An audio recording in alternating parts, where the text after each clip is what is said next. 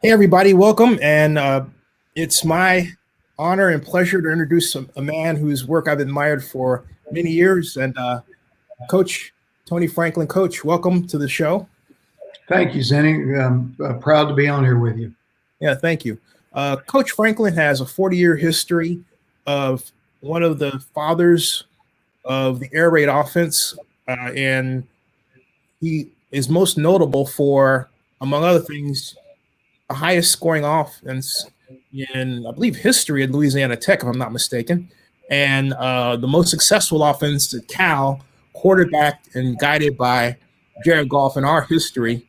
And I want to personally thank you for that as a member of the Cal Alumni Association and a proud Golden Bear.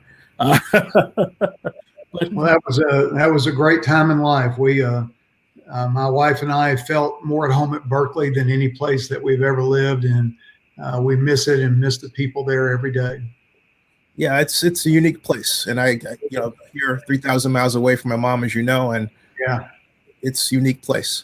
Hey, so on top of everything else, I want to talk about a recent piece you sent me on the Washington Post that I read that made me cry, to be honest, because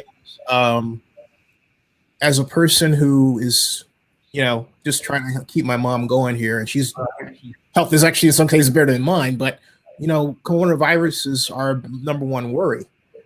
And you had a battle at Middle Tennessee that I read about twice, and what's the takeaway from this? I mean, the takeaway from me is what you wrote, what you said in the post. You're very upfront about it, but I want to hear you talk about it. Less me, more you. Well, the biggest thing that I take away from the whole experience is that, embarrassingly, I'm not surprised. Everything played out about the way that I expected it to. People in this business, but not just in this business, in lots of business and lots of major corporate structures, but especially in the college football industry, is that you take something like COVID that you would think everyone would be on the same page, that everyone would agree that, if the simple science basically says that if we all wear a mask, if all of us wear it, then there's a really good chance that we're probably not going to pass the mask on to each other, or pass the virus on to each other. And so, yeah, exactly. I mean, I have the same thing when I was easy. Yeah, I mean, I don't go anywhere that I don't have them. I have several. I always carry enough to where that if somebody doesn't have one, that I've got extra ones. And so the fact that, especially a business to where that you have a bunch of guys that are all the time acting macho tough guys, talking about the coaches. Most of them are living some story past that they think that they were a lot better than they actually were. They still walk around, and don't get me wrong. I mean, most of the guys will fight you in a bar, but to me, that's not toughness. To me, toughness is doing something that's uncomfortable. And in this case, just wearing a mask every day, whenever there was a chance that there could be a danger that you could pass it on to someone else, is a really simple thing to do. But at Middle Tennessee, just like many other colleges, that's the one thing that I'll make clear, is that Middle Tennessee was not the only school. Middle Tennessee was probably along with the majority of other schools that didn't enforce these rules the way that they need to be enforced. And most of that comes from leadership. Pass it on, comes from if your head football coach, and if your strength coaches, and if your coaches all throughout, if they'll set the example, the players will follow. But if you tell players to do something and you tell them how important it is, and then you don't do it, they know that you're a joke. And so in our situation, it was from the very beginning, it was quite evident that some people took it seriously and some didn't. And when you're dealing with COVID, it doesn't take but one or two to not take it seriously before you've got problems. So for me, I didn't want to go through this again. I've been through a mess 20 years ago to where I stood up for something, and it's hard. It's a hard life. It makes you an outcast. It's not what I wanted to do. I didn't want to end my career that way.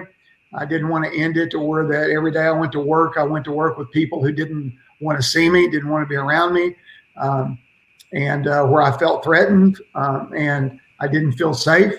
And I didn't feel like that they had the right to make a decision that if I was going to be one of the ones, especially with a pre-existing condition to where I was a fortunate cancer survivor of a very rare cancer that killed a large portion of the people who have it. And the fact that I'd survived that, I particularly didn't want them to feel like that they had the right to end my life by being soft, cowards, ignorant, whatever reason it was that they made those decisions, which I think was a combination of all those things. And so I tried every way in the world, from confrontation, face-to-face confrontations, to dealing with athletic directors, to dealing with college presidents on more than one occasion. And it didn't really matter what I did. It wasn't going to work. And then in the end, when Middle Tennessee, the season was over and they did their, quote, self-investigation, and they found, no wrongdoings and everything was just fine and dandy. That didn't surprise me at all because, like I said, in our profession, a college coach that wants to keep his job is going to follow the rules of the profession. And even if lives are on the line, and that's the thing that in this case, you would think that somebody that makes a statement and says, I wore a mask 100% of the time, when every player, every coach, everybody in that community know that's a lie. They all know it's a lie. But for him to say that just shows you how you can build a power structure and not even be afraid that you could say a lie that big and get away with it.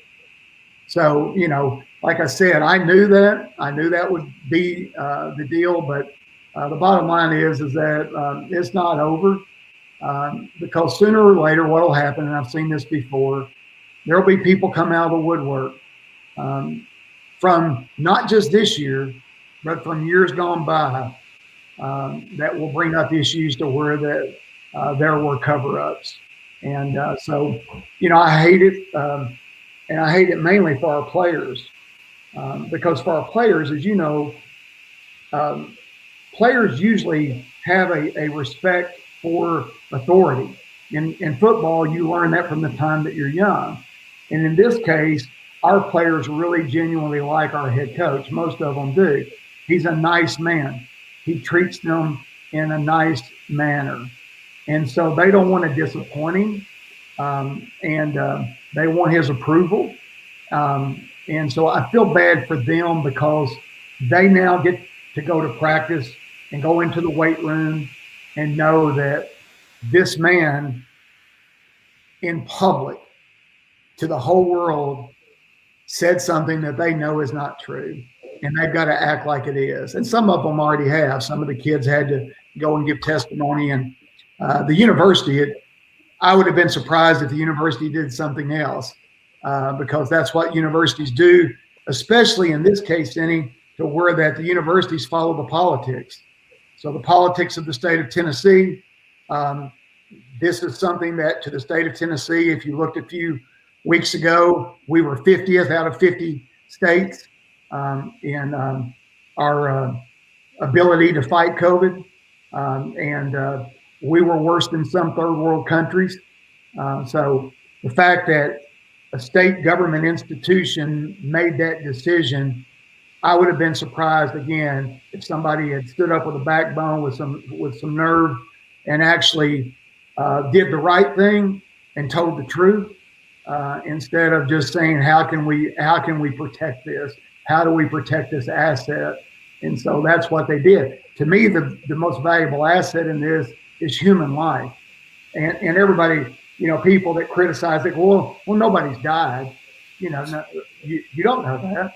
You don't know which of our players, which of our coaches left our facility, went out and spread this virus that killed somebody's aunt, killed their uncle, killed their grandmother. We know that that's a probability, a high probability. So just because our players haven't died, and if that's the standard you're setting for success, then what a joke for setting a standard.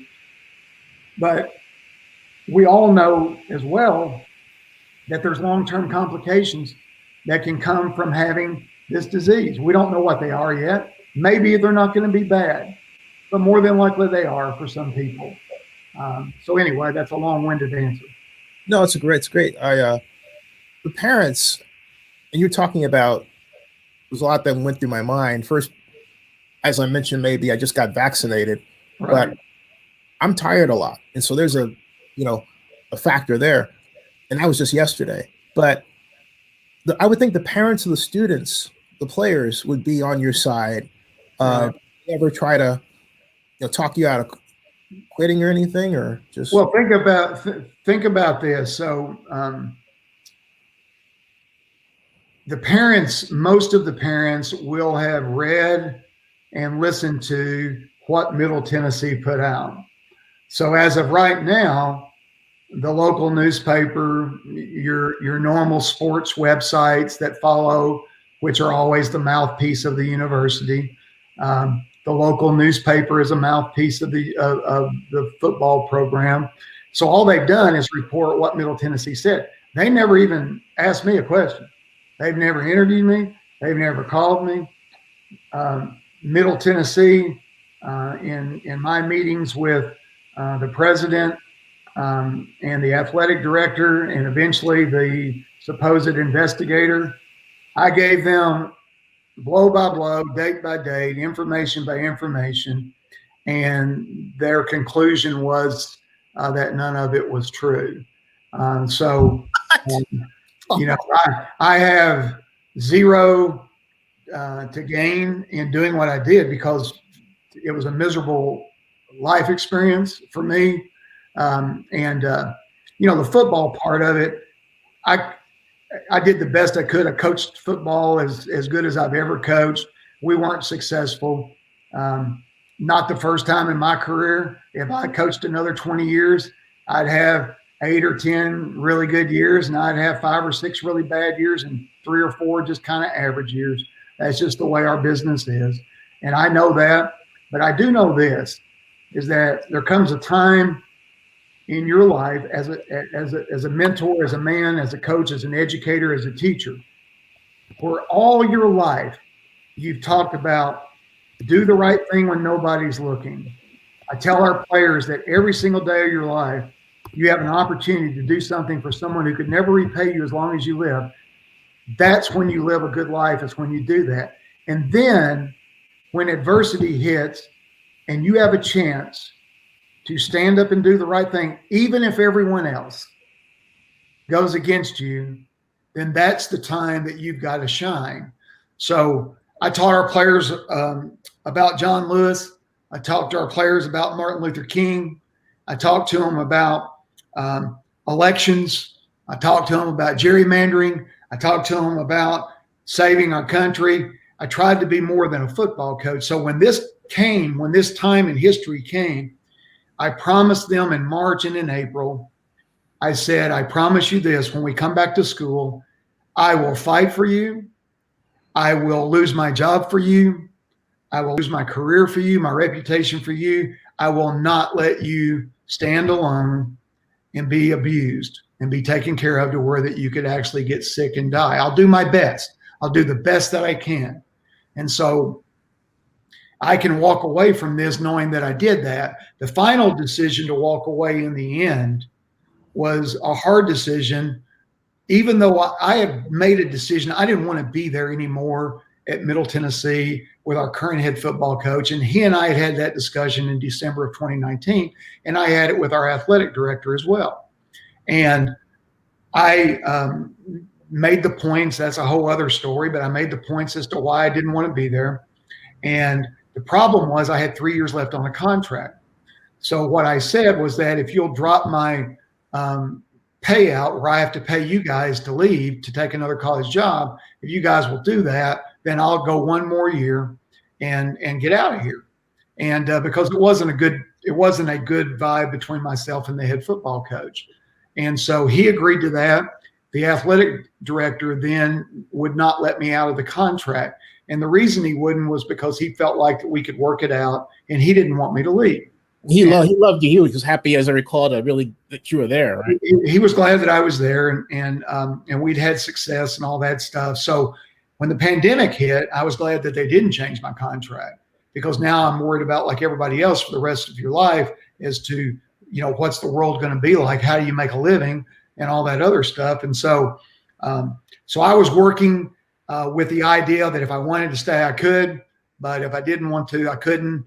Pandemic brought out all these emotions and raw things. So when it came down at the end, the last few weeks of the season were really, really, really difficult in the fact that they thought I was going to leave because of the confrontation with myself and the head coach.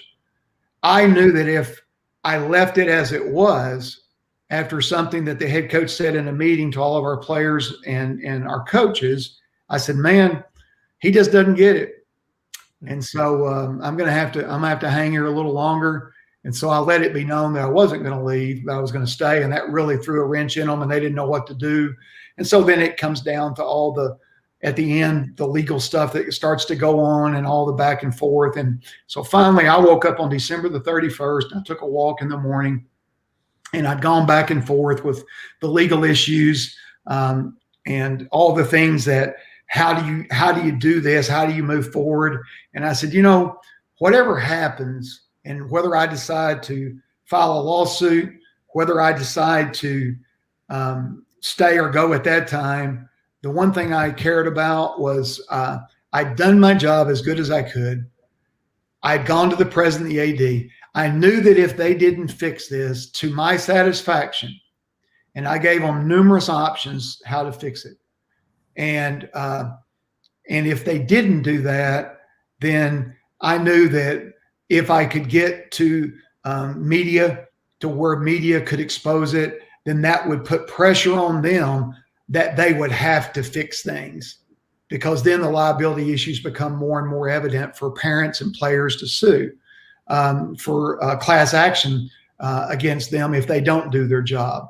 So I knew that that was a way around it. I didn't really want that to be it, because I knew what that was going to do to me as well as to some other people as well. But in the end, I couldn't live with myself if I didn't take action. I would be just like the cowards in this industry who sat there every day with their mouth closed. If you look at the abuses in college athletics throughout history, they're mind-boggling. And you think about, how does it go 20 years, 25 years at a school to where someone abuses students, abuses student athletes, either sexually or in some other way? How does that happen? What happens, for the same reason that it just did with me, is that coaches are afraid to speak up because they think it'll end their career.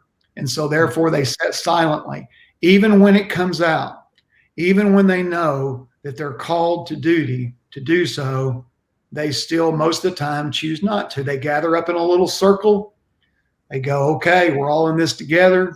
And then they go from there. So I can't tell you the specifics of how the Middle Tennessee football coaches, if what they said in that report, which is that they said Rick's 100% telling the truth. He wore a mask every day. He never was in a meeting without a mask. Players wore them on. If that's true, if they said that, which is what the report seemed to imply, then they all are liars. They're all bold-faced liars. I don't know if they said it or not, because I wasn't there. I just know what the report is that came out. It sounds like there was a passage that also sticks out in my head. You said there were two students they had sit next to you on either side that didn't have masks or something like that, if I'm recounting correctly. The way that the problems and the issues in the way that I looked at it, as I saw it every day, is that in order for this to work with masks, you need 100% compliance. So in other words, if you have a meeting and you've got, say, 15 players sitting in chairs, and even if it's outdoors under the stadium and they're sitting side by side and they're going to be sitting there with their coach for 45 minutes to an hour, if I sit side by side with someone who doesn't wear his mask for 45 minutes to an hour, and the next day that person tested positive and he didn't have a mask on, okay, then there's a really good chance that I might have been, infected. So if you're going to do this, everyone has to comply. Well, what happened at Middle Tennessee was that some student athletes did it exactly the way they were supposed to every day because they genuinely cared. They cared about their teammates. They believed in science, or at least they believed in me relaying the science to them, or some of the others who might have actually believed in science as well. But then you had other coaches who either A, didn't believe in science, or B, just didn't care, or they were too macho, the old tough guy. I'm a tough guy. I don't need to wear one. And so then they might have a meeting room with 12 guys and 3 guys may not wear a mask. Or you got the one coach that's always the defiant one that I'm going to wear it, but I'm not going to wear it right. I'm going to wear it here. Or in our case, where the head coach would come into a meeting after he and I had our screaming match at each other, because on that day he didn't have a mask on at all until we had the screaming match.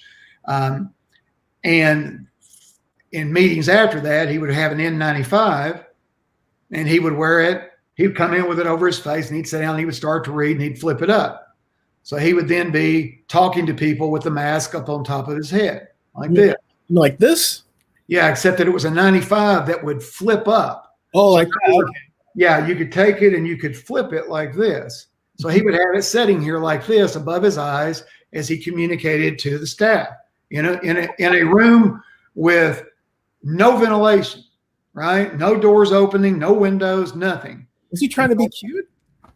I believe in my heart that it was a way for him to look at me in the back of the room and go, you know what? You think you're cute that you had a fight with the head coach and he tried to fire me and said I was fired and I laughed at him and said I'm not fired. You can't fire me. You think you can, but you can't. And he couldn't. And that was in the meeting in July. And so as time would go on, is that he would do these meetings. He would sit up at the front of the room and he would wear it for a little bit. Then he would flip it up or he would flip it to the side. So if he said, I wear a mask every time, 100% of the time, he probably is right in that he had a mask.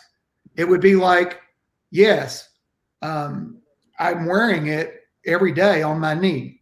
I'm wearing it on my shoulder. I'm wearing it on my head. I'm not wearing it the way that I'm supposed to, which is to cover my nose and my mouth so that I don't kill my good friend that's 65 or 6 years old sitting right directly in front of me. So that was, part of the issue. Then these other coaches, especially a couple of the young guys, they just eventually said, you know what? I ain't even going to wear one. So they would come into the same room and they would sit and they just wouldn't wear it the whole meeting. So they were still 15 or 20 feet away from me. And then one day after we played Rice in a football game on that Sunday, had a big win, double overtime win. We come back, I come in and these guys that normally sit up in front of me 15 or 20 feet away were now sitting right directly in front of me. Neither one of them had a mask on. So I walked up to them and I looked at them and I said, if you're going to sit back here, you're going to wear a mask. I take this important. You don't have the right to kill me. Put your fucking mask on. Okay. And so they did. And then about 5 minutes later, one of them just looked at me and took it off. And so Middle Tennessee has those pictures because I took my camera out 2 days later when he came back, sat in front of me, this time a couple of rows up. He didn't wear a mask again.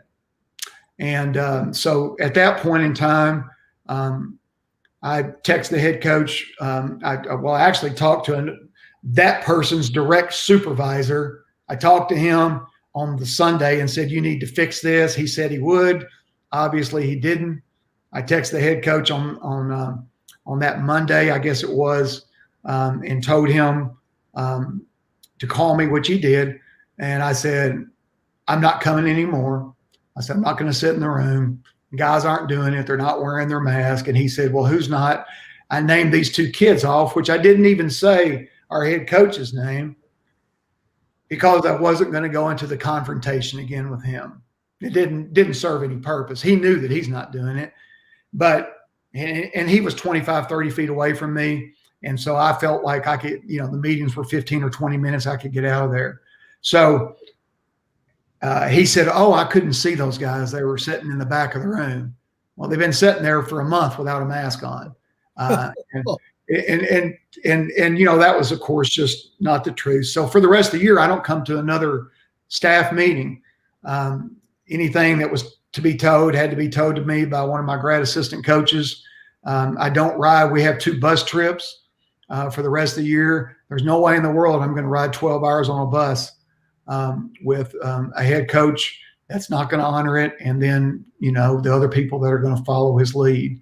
So the shame of it is, getting back to your part about parents, is that a parent sending their child away to a school, they're expecting the school to provide safety for them. The school, on paper, it's going to look as if they did everything, because paper is whatever you want paper to be. The fact that there are some student athletes that obviously have been willing to tell the truth. There are a bunch more in there that, if questioned, would tell the truth, but that's not the ones that they talk to. So in my opinion, in the investigation, they knew, who to call in and who not to call in my opinion. So the bottom line is that the way that it's left right now, as I told my wife, 2 things. Number one, Middle Tennessee will be a lot safer now. They don't have a choice. The whole world is going to watch them every day. Some kid in there is going to turn them in.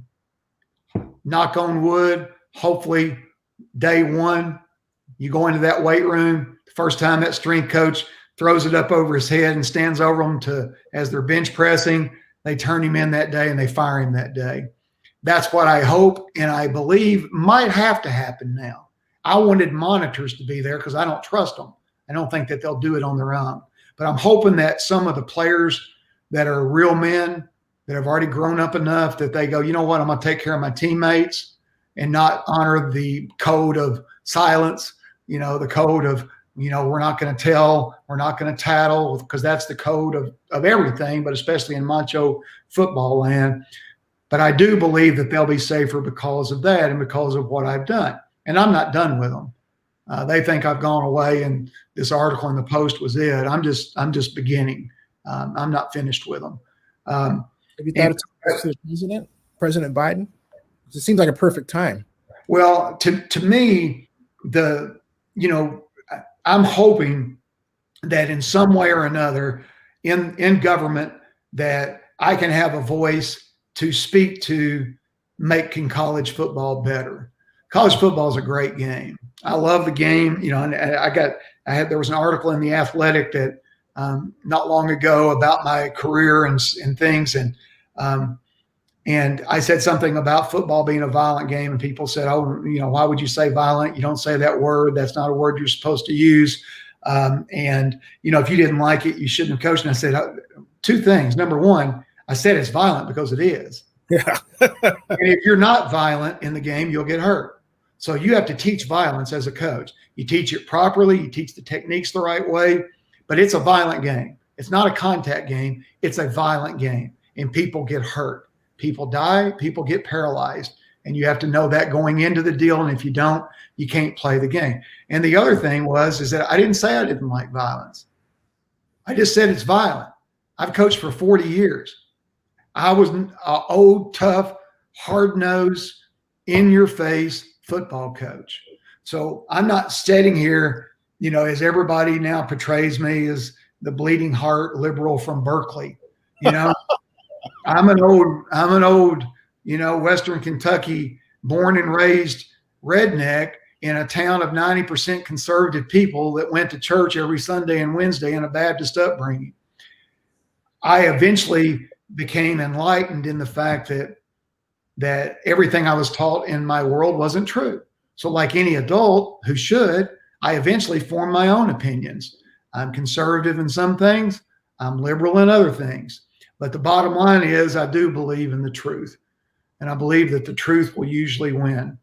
In this case, we got 4 to 6 months that we better damn well get our stuff together. So my goal in doing what I did in December and what I'm going to continue to do, yesterday, more people in this country died than any other day of the pandemic. There are people who ignore this right now in college football because they don't want to let it. We're not getting an edge. We're not getting stronger in the weight room. We're not doing this. We're not doing that. Those people need to be monitored because they will kill people. They already have, and they will continue to do so. So I had a couple of goals. Number one, fix Middle Tennessee to where that somebody's going to watch them because I don't trust them. Do the right thing. Do it every day. Make your kids do the right thing because they will. They will do the right thing. On November the 29th of this year, for the first meeting ever at Middle Tennessee since the pandemic began, I walked out and everybody came out like normal, sat underneath the stadium, outdoors in these seats beside each other. And most of the days there would be 30 guys that would have their mask over their head or below their neck. And then the other 60, 70% would half comply or completely comply. When I say fully comply, have it over their nose, have it the right way. But there was, 20, 30, 40% that wouldn't on any given day. On this day, everybody wore their mask. Everybody wore it right. And I went, what happened? What's different? So I asked one of the coaches and he goes, oh, that's right. You weren't at the meeting this morning. And I go, well, what happened?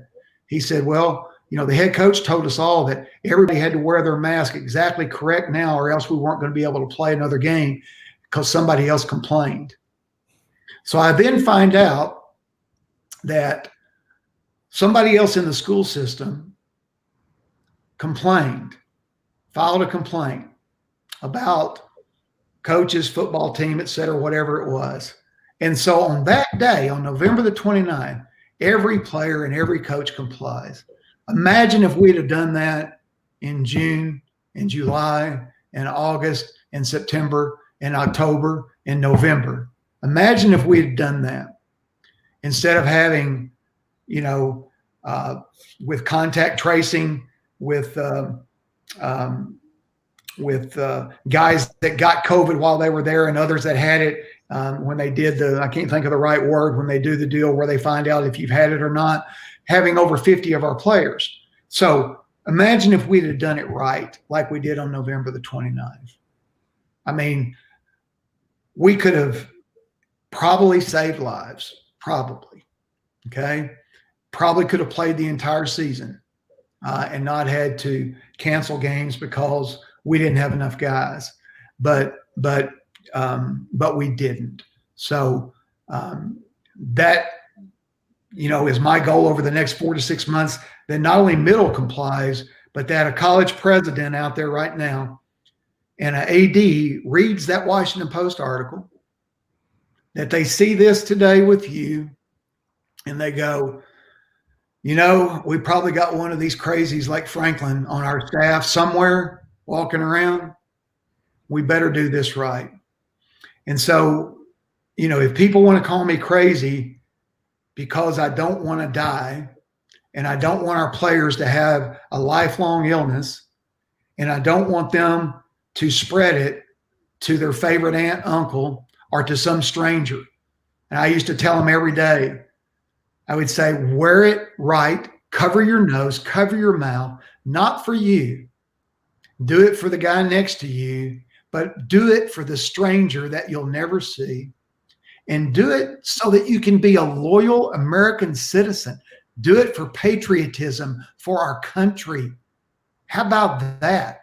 How about let's, as coaches and educators, teach about patriotism and be leaders instead of a normal college football game that you watched every Saturday or Wednesday, whatever day it was, to where the college coach has to pull his mask down on national TV and yell at the players and then pull it back up. Why does he do that? Well, for the same reason that in the NFL, a couple of guys did it until they got fined $250,000. And then amazingly, they all figured out how to wear them. And so in college football, there was no national leadership. So coaches just did what they wanted. I watched a game one night between Central Florida and South Florida, and it was going back and forth from one coach to the next, and pull the mask down and yell, pull the mask down and yell, have the mask down, and some guys on the sideline, 20 of them don't even have it on. I'm not talking about players. I'm talking about coaches. And outdoors, it's not as big a deal. We understand that. We know that. But you know where it's a big deal? And the NFL figured this out? Two things. The NFL Players Union says, you better do it right. If you don't do it right, guess what? We're a union. We'll strike. So they got to do it right. But the other thing is they knew it's leadership. Lead. You know what leading is? Leading is doing, not talking. Every college coach is good about standing up, talking. We do it the right way here. I love our players. I care about them. I love everybody. Bullshit. If you do, then do it right. Do the right thing. Do the hard thing, Speaking of the NFL, I actually said to some people in the Raider group, I said, this man would be fantastic for the Raider offense. And that leads me to a segue to the other part of our conversation. And that is basically just about, and I'm going to move over and pull up your website, the Tony Franklin system, fast, fight, finish. I love this system, but before I talk, how did you come up? What was the aha moment where you came up with the Tony Franklin system? Well, it's like a lot of aha moments. It's the one where you're broke, you can't get a job, nobody will hire you, and you have a choice to go back to what is really a difficult life, which is coaching high school football and teaching 6 classes a day. That's all the college coaches that gripe and complain about how hard their job is, or the NFL coaches, we work 16 hours a day. Well, guess what? I never knew a high school coach that didn't work 16 hours a day, 7 days a week, okay? Taught 7 classes, 6 classes, had to deal with parents and raise money. And so for me, when I was a college coach, I was spoiled rotten. I was a high school coach and teacher, a middle school coach and teacher for 16 years. I knew how hard their job was. And I remembered going to clinics and being so frustrated. I remember the first time I saw Steve Spurrier and I was like, oh my God, I got my pen out, man, and I'm ready to write, and I'm going to learn everything to make me a great coach like him. And I was more disappointed than you could ever imagine. And so really?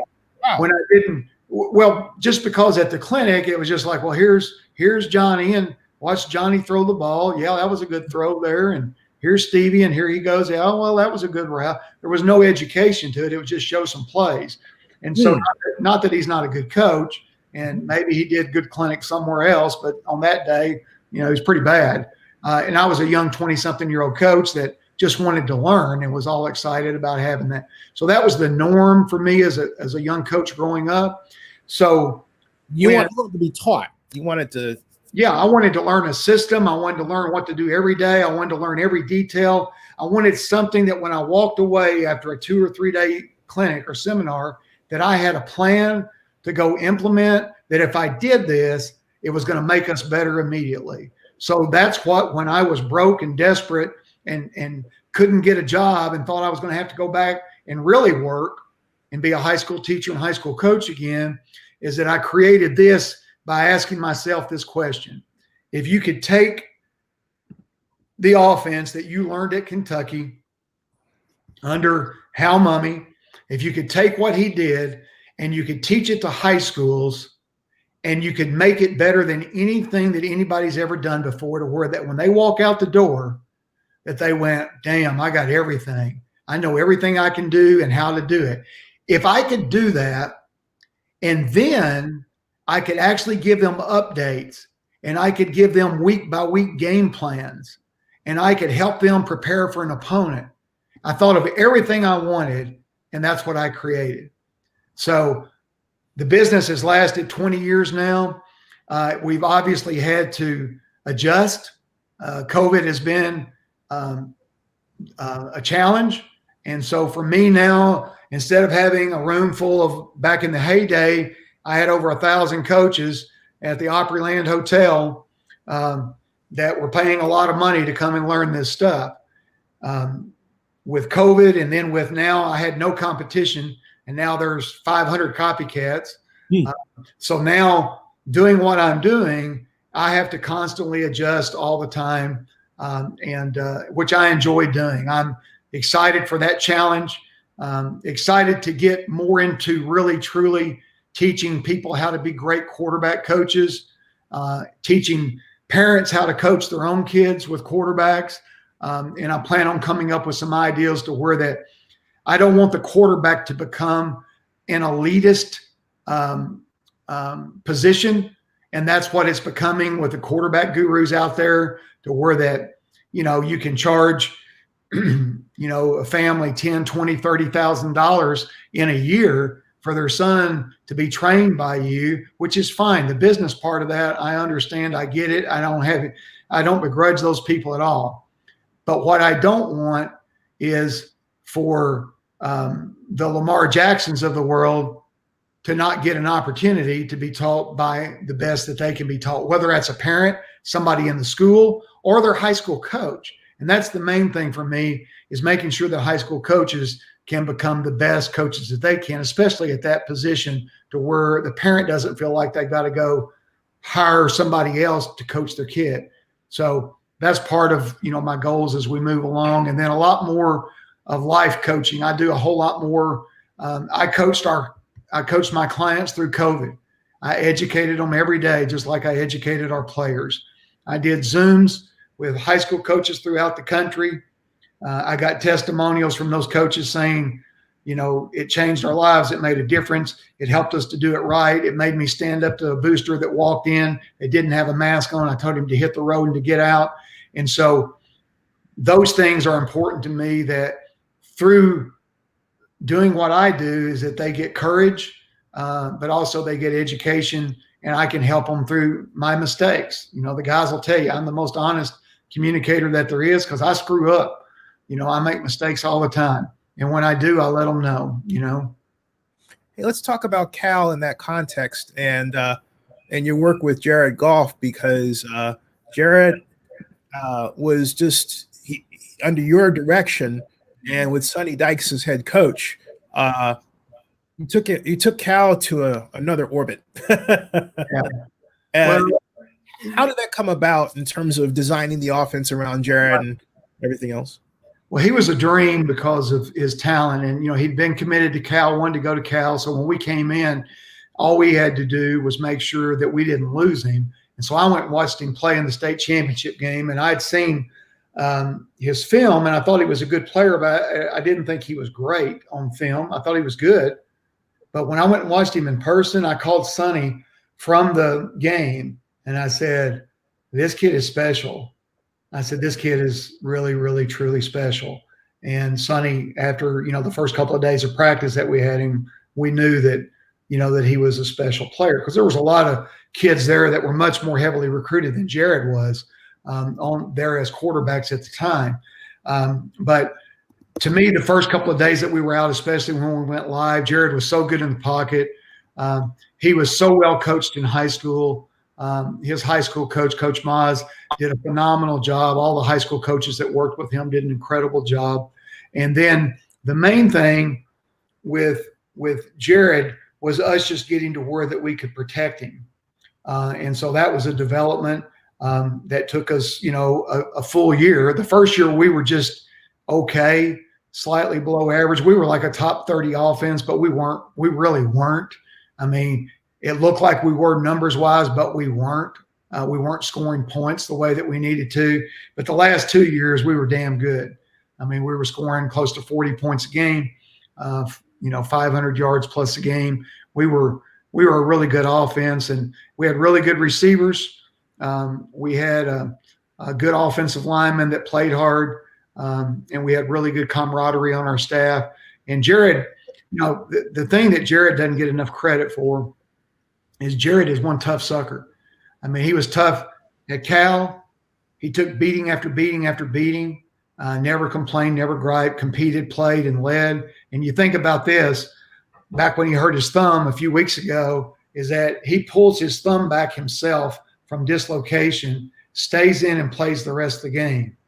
I don't know of another quarterback that's ever done that, where you get your throwing hand thumb dislocated, pull it back into place. That requires surgery and pins the next day, and you go back in and play. And so I've been really disappointed personally, with the Rams, with how they've handled the last few weeks of him, and not standing up and saying he's our guy. Did he have a great year? No, he didn't have a great year, but he had a better year than what they said. And the number one thing for quarterbacks in the long run that everybody looks at over a long period of time is winning. He's the second winningest quarterback in the NFL in the last 4 years. He's won more games than everybody except one other QB. So with that being said, that kid is a great football player, and you just have to do what he can do. And, the fact that the offense with the Rams, is all based off play action. Most of it's based off play action, which is not what he would have went there and said that's his strong suit.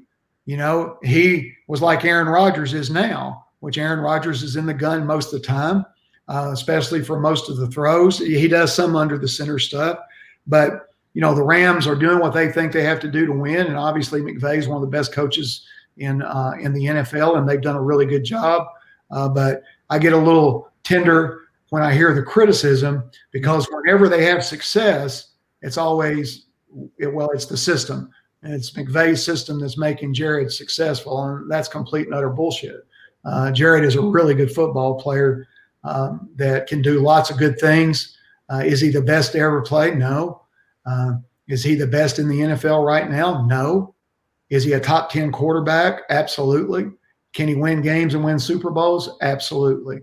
And so I just hope they keep getting better. I want to ask you about this because when you all got hired, I've been an Air Raid fan for a long time, going back to when it wasn't even called the Air Raid, and they're like,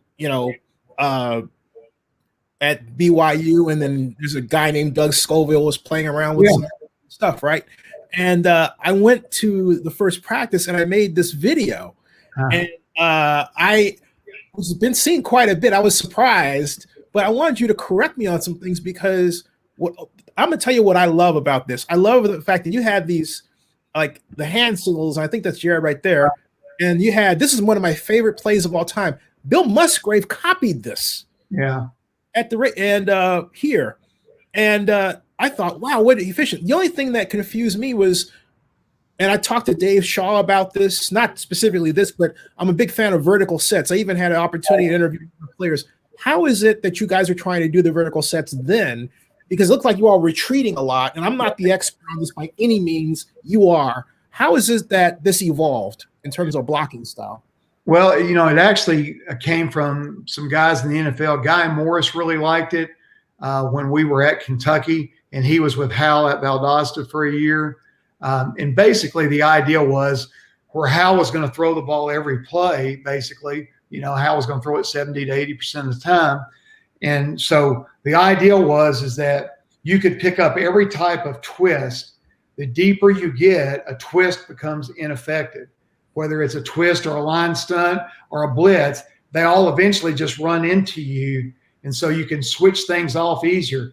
It's harder because in practice, you don't win many reps of one-on-one in practice because you're backing up 5 yards and the D lineman's just running over you. But the great thing is that when you go with 5 offensive linemen all coming together and having their sets the same, is that there's nowhere for the D lineman to go. By the time when they're trying to run their twist, they just end up running right directly into the guard that sat back and just had to wait for them. So that was kind of the idea behind the vertical set, was that you could pick up all the line stunts. When the zone blitzes first came out, everybody just struggled with the zone blitz. You know, how are we going to do this? For vertical set teams, which there weren't very many, Hal was probably the only one in Division I doing it when he had the job at Kentucky, is that the zone blitz, you would back up, 5 yards. The D lineman would take a step up the field and take off. If you were kick sliding, that was confusing. But with the vertical set, you just laughed at it because you were 5 yards back, and it was a joke. So the zone blitz didn't work against us. The problem with the vertical set today, especially, and this is hard to understand, but it's true, is recruiting. Mm-hmm. The NFL doesn't do vertical sets, even though some individual players in the NFL will, because they know it's easier and it's better for them. But most of the NFL is going to kick slide together. And because of that, every high school kid wants to go play to where they think it's going to make them ready for the NFL. So they want to be taught what the NFL is, so they want to go where they kick slide. So if you're vertical setting, then the people who recruit against you are going to say, well, if you go there, you're not even going to get to kick slide. NFL all kick slides, and makes it more difficult recruiting. So you got to really be sold on it to do it. Most of the old air raid guys, I think Leach is probably the only one left in Division I that probably still vertical sets all the time. I don't know of anyone else that still does it. I know that there's some who will do a variation of it to where that they'll do kind of a kick and a vertical together, but it's not an easy thing to do. Can you describe what a kick slide is? Is it evident in this or not? No. So basically the difference is in a vertical set, if you think about this, is that we're basically just running backwards, a back pedal for 5 yards and then setting and stopping. When you kick slide, instead of running, you're just kind of hitching your feet. You're never exchanging. So if the right foot is up, the right foot will stay up all the way back. So you're not giving up as much ground. So instead of losing back 5 to 6 yards of depth, you may engage your guy a half a yard from the line of scrimmage, which makes it easier if he's trying to bull rush you. Then you've got a better base and you're able to hit him in the mouth. Okay. Mm-hmm. But the problem is that if you're a tackle and you kick slide and you've got an edge rusher that's a great edge rusher with great speed, like everybody in the NFL is, that if you and the quarterback aren't exactly on the same page of the depth, he'll just run right by you and make a play. So a vertical set can help that out, but you really, truly can't hardly vertical set one guy because everybody needs to be kind of on the same plane. Because if they're not on the same plane, then it's hard to switch off the stunts, the line stunts. And listening to it occurs to me and thinking about Patrick Mahomes and this article I was reading that the title was "The Big Play in Football is the big play is the 3-pointer in football." And I was thinking about the Warriors and in context with this offense. But when I think about a player like Mahomes or Lamar Jackson, not so much the running aspect, but the arm aspect, right? It's like the pure form vertical set blocking system you're talking about, which actually calls for a deeper drop, would be more appropriate in today's NFL to achieve the big play, right? Well, theoretically, because what you would do then is that, like with Mahomes especially, that's a great example to bring up. Mahomes a lot of times will be in the gun and he'll still take a 5-step drop. He might even go 7 steps. So he may end up 12, 13 yards somewhere along the way. I mean, he may end up with incredible depth along the way. And so with him, it probably would help. But what he does is that he has this incredible natural feel to where that a lot of times you don't want him to escape the pocket. You'd rather him stay in it, because when he gets outside of it, not that he is going to make a lot of runs, because he's not like Lamar that's going to take off and score, even though he has, but that's not what he's scrambling for. He's usually scrambling to make an unbalanced throw that no one in the world can do besides him. I mean, he's got this innate ability to do that.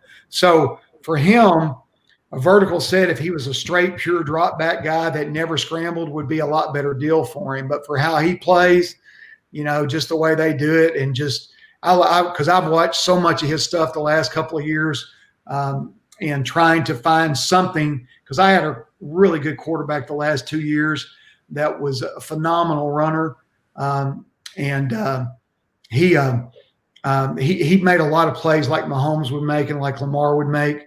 So I watched a lot of their stuff just to try to say, okay, what are they doing that I can emulate, that I can help make this guy a better player? We copied a lot of Kansas City and Baltimore stuff. You also had a great rollout that I thought would be appropriate too. And I like how you put the wall up. I don't know if I have that here or not. But we did. It's funny. Last night I did a Zoom with my clients. I do right now. I'm doing 2-a-days with my clients. So twice a day, I send out a 5 or 10 or 15 or 20-minute video on some aspect of football. And last night it was all about moving the pocket. And so, there's several different ways that you move the pocket. One is a pure rollout where all the old linemen all reach the same way, the same side. And that one is the safest, because with a back to the same side of that, they can't bring more than you can block. So you can roll out. The disadvantage is you only have, for most quarterbacks, you're only able to really run a 2-man route combination, or at most a 3-man combination. But like with Mahomes, he can roll out 8, 10, 12 yards and then throw the ball 45 yards to the backside. So, there's different rules for everybody. It's like I tell everybody, you start off coaching every quarterback exactly the same, and you end up coaching all of them different if you're a good coach. Hey, Coach, here's one for you that is actually a short version. If you watch here, it takes a snap. It takes a step there, which might be something to say for those who might say, "Oh, you can't do a short pass with it." Right. You can right here. Yeah, we got to where it used to be that on our vertical set stuff, if we were doing a 1-step like that was, is that we would shorten their vertical set. And what we found out is that when we shortened the set, the D linemen would all stop, jump up, and try to knock the ball down. So we changed it and said, on our 1-step drop, we're not going to change it. We still vertical set 5 yards. And what happened was the D lineman kept running as the ball was being thrown. They never knocked the ball down. That's a good idea, because they actually lower themselves when they run, right? Right, yeah, because once you set and stop, and they know that the ball is getting ready to come out, and then they're all going to, jump up and knock it down. Yeah. It's like, hey, we got to do this again. I don't want to take too much of your time away, because this is a heck of a lot of fun, man.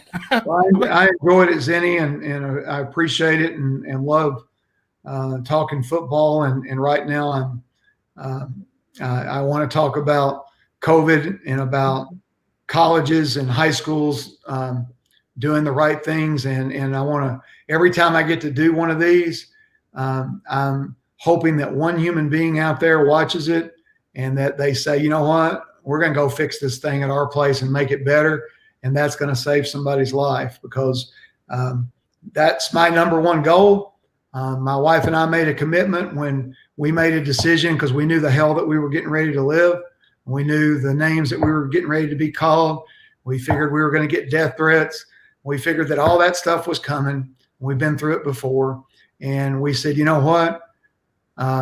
It's about saving lives. So we're all in. And anytime we can do something that one person may hear and it might save a life, we're going to do it. Hey, Coach, I want to make sure they get your website. It is URL. CoachTF.com.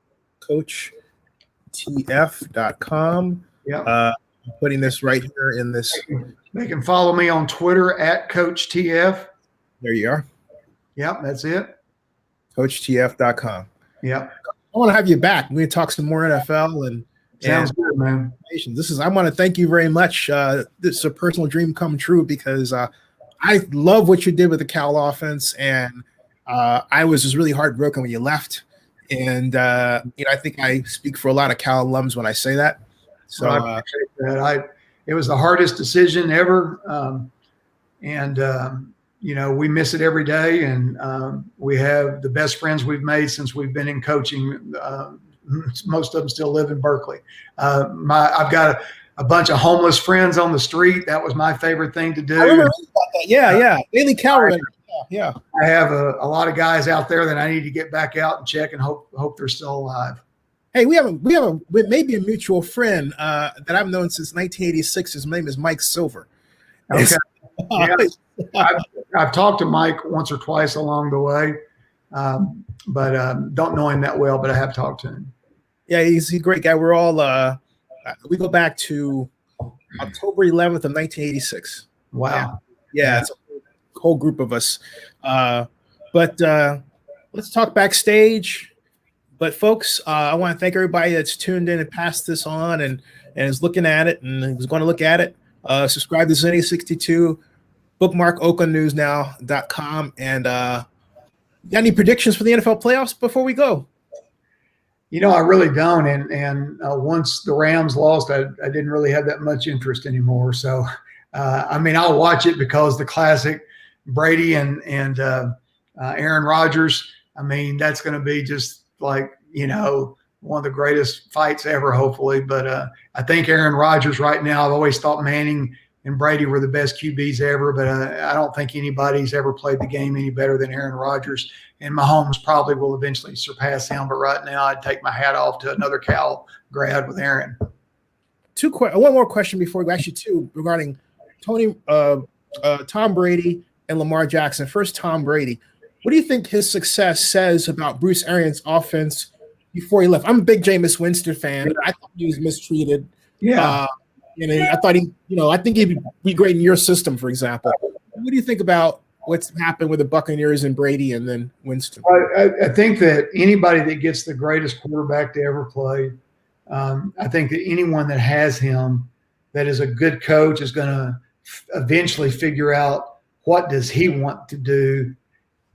Maybe it's your system, maybe it's the things that you believe in, but eventually you're going to sit in a room with a 40-year-old guy that's the greatest quarterback in the history of the game, and you'd be a fool not to listen to him. And I imagine that they've worked out the kinks to where that from what Coach Arians had to what Tom wanted, and now eventually they've got it together, and it's a beautiful thing to watch. But still, I believe that right now, I sure hate to play Aaron Rodgers the way he's playing football. Yeah, he's got the MVP. Yeah. What do you think about Jameis Winston? People make fun of him a lot, but I just remember when they said he was the chosen one and he was tearing it up in high school in Florida State, and I still see that guy. I think it's the same thing that everybody is made for a certain thing and a certain coach. And you never know what it is, because when you watch coaches, you'll see a coach be incredibly successful somewhere, go somewhere else and can't win. There's places that a guy just fits, and then they go somewhere else and they don't fit. Quarterbacks are the same.